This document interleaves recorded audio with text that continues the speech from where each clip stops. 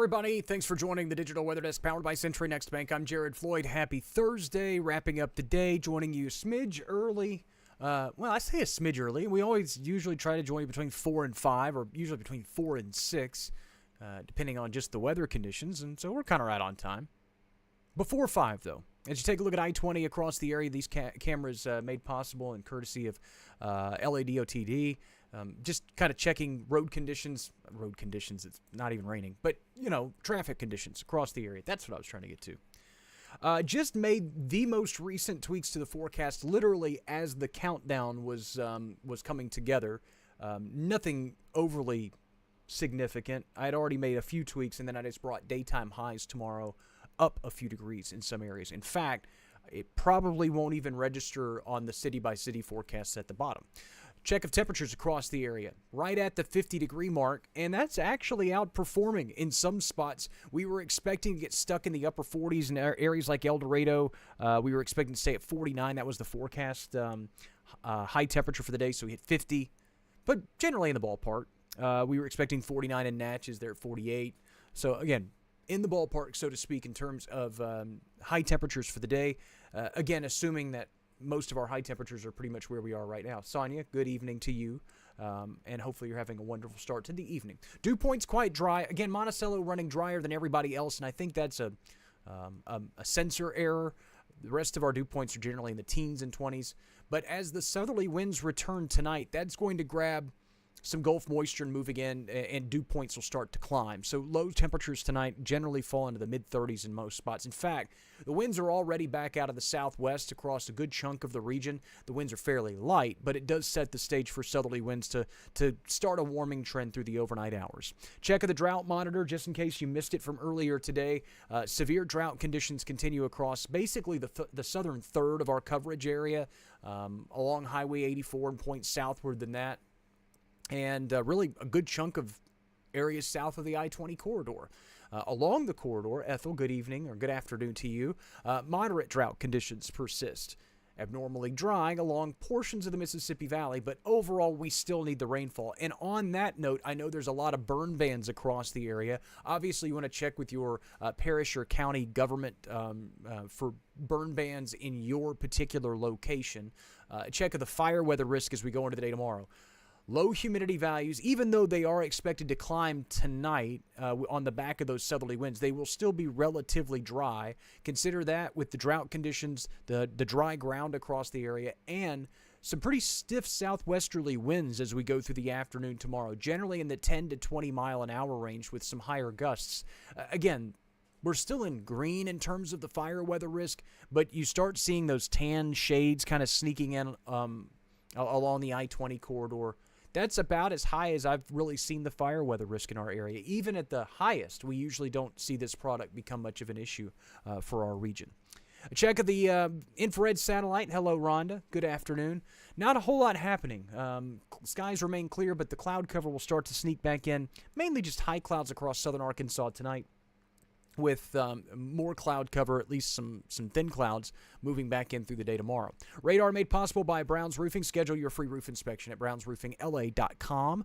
Clear skies continue across the area, but the rain chances return middle parts of next week. Note I didn't mention this weekend because, again, most of our area is likely to stay dry. Could see a thin band of shower activity along the Mississippi Valley tomorrow. Futurecast made possible by Bayou Power Sports I-20 frontage road in Monroe shows that front as it approaches and passes through the area tomorrow. I still expect daytime highs in the low to even mid-60s. It's going to be a sharp warm-up across the area through the early parts of the day tomorrow. And then we'll have a cold front move through the area. Will we have ice, Robin? In short, the answer is no. If we were going to see anything winter weather-wise, it was going to be a rain, snow mix, and that's even looking unlikely at this point. And we'll get to that in just a minute. But again, thin band of showers can't be ruled out with the cold front as it makes its way through the area tomorrow, working with very limited moisture, pulling in some colder, drier air. So again, if you're pulling in colder, drier air, you're not pulling in a lot of moisture.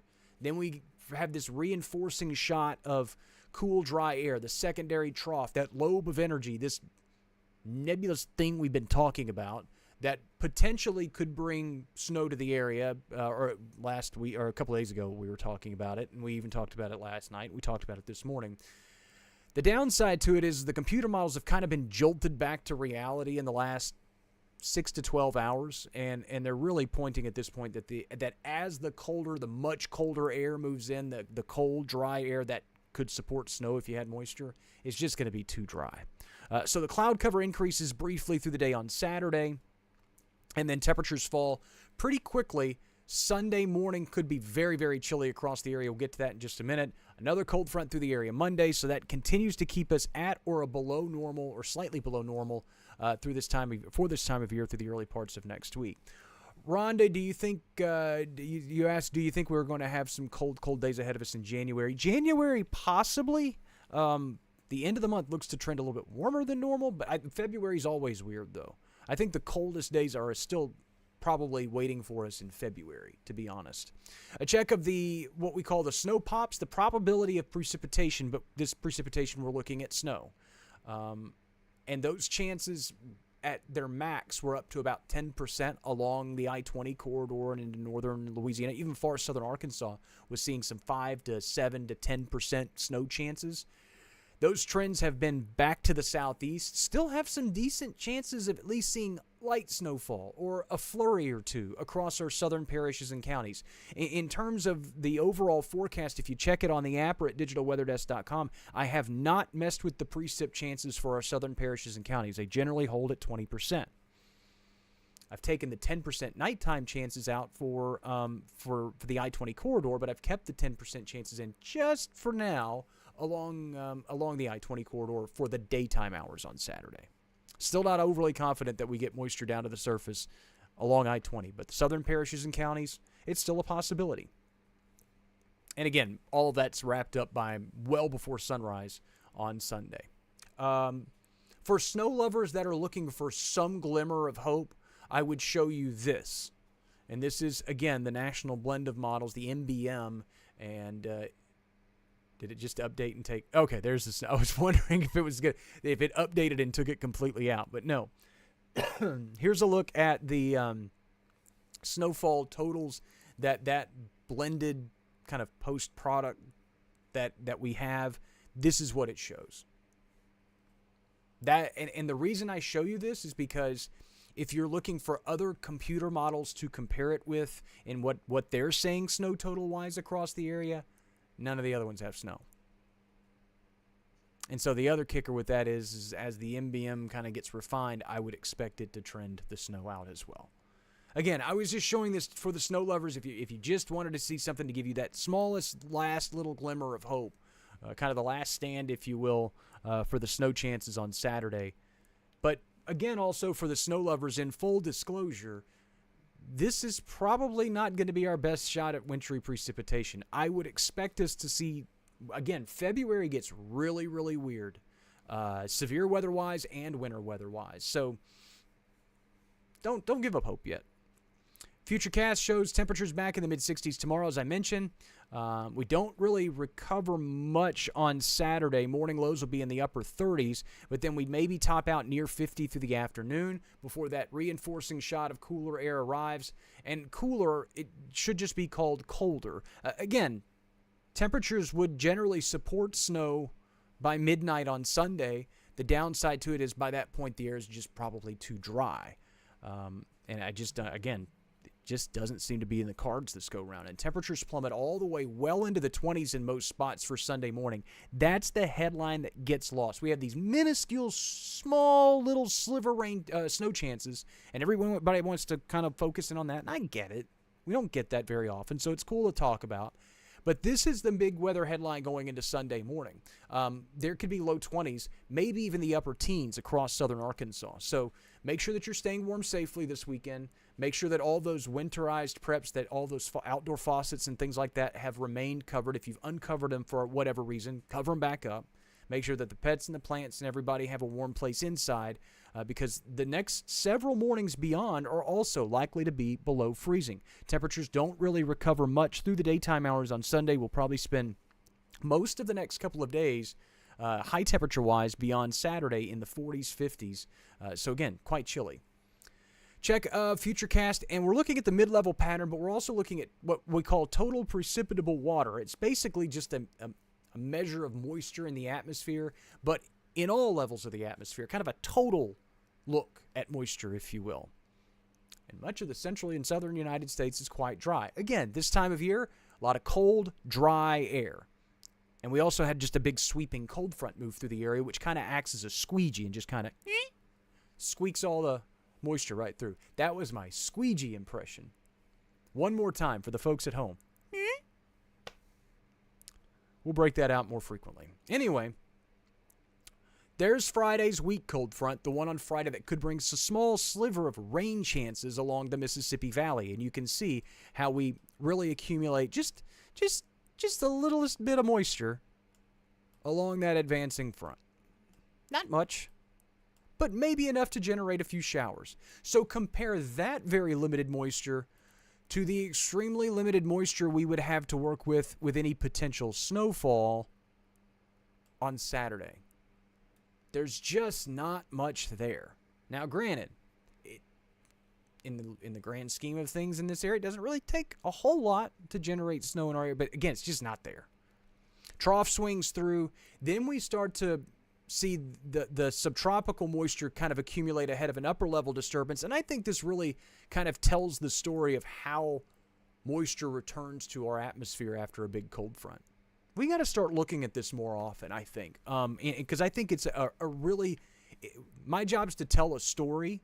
The story is our weather forecast, and I think that graphic right there just told a really cool story about the potential rain chances for the middle part of next week. Even though the rain chances for the middle part of next week are very pedestrian. It's just a few showers. That's about it. But it was really cool to look at. I'm going to go back and look at that by myself because I'm a weather nerd, and I think those things look cool. Lows tonight, mid to upper 30s. Temperatures will, in all full disclosure, are going to be a tough call tonight simply because the southerly winds are going to start moving back in, but we also have a lot of dry, cold air in place, so temperatures are going to fall quickly, but the southerly winds kind of fight against that, so we're going to see a little battle in the atmosphere to see who wins. And generally, most of us will fall quickly into the mid-30s and kind of just hover there, if not climb a few degrees as we head through the morning hours tomorrow. Daytime highs, low to mid-60s. It'll be breezy, especially late. Those winds could kick up into the 15 to 20 with gusts to 25 miles an hour by the end of the day. But again, quite mild, quickly warmer, ahead of the reinforcing shot of cool air. There will be a cold front Friday that knocks us down temperature-wise for the early part of the day on Saturday. And the reinforcing shot of cool air late Saturday could bring a flurry or two to the area. Again, I've kept the precip chances at 10% for Saturday, but they're really not daytime chances. They're more evening to nighttime chances. We're much colder for Sunday. Again, take a look at those morning lows. They're below freezing Sunday, Monday, Tuesday. We get back above freezing middle part of next week, but that's also just in time to bring some rain chances back in. Good afternoon and good evening to May and PV as well. Thank you so much for joining in. Reminder, the Digital Weather Desk powered by Century Next Bank is a digital weather platform serving 33 parishes and counties across northern Louisiana, southern Arkansas, and western Mississippi. You play your role simply by just being here. But if you're interested in partnering with us, you can email me at jared@digitalweatherdesk.com. Again, you play your role by just following us on your favorite social media platforms. Share and comment on the content that you feel necessary. Not all of it is necessary to be shared out to the world urgently and fervently, but sometimes it is. And just be here to interact with us and say hello like a lot of you already have when you join these live streams. Again, we do live streams 3 times a day.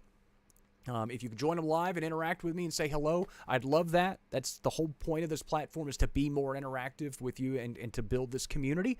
But if you can't, then the forecast is there and it's updated for you at your earliest convenience. Forecast is always available at digitalweatherdesk.com and on the Digital Weather Desk app, available for Apple and Android users. Again, light flurries are really, that's the main highlight of the forecast. And again, if you want to get excited about that, there it is. Fishing game comes out at 8 o'clock tonight. I'll join you first thing tomorrow morning. Hello, Wanda. I'll join you first thing tomorrow morning with a look at the forecast as we go into the weekend. Thanks so much for making the Digital Weather Desk powered by Century Next Bank part of your day. As always, I'm so glad you're here. Have a great rest of your Thursday.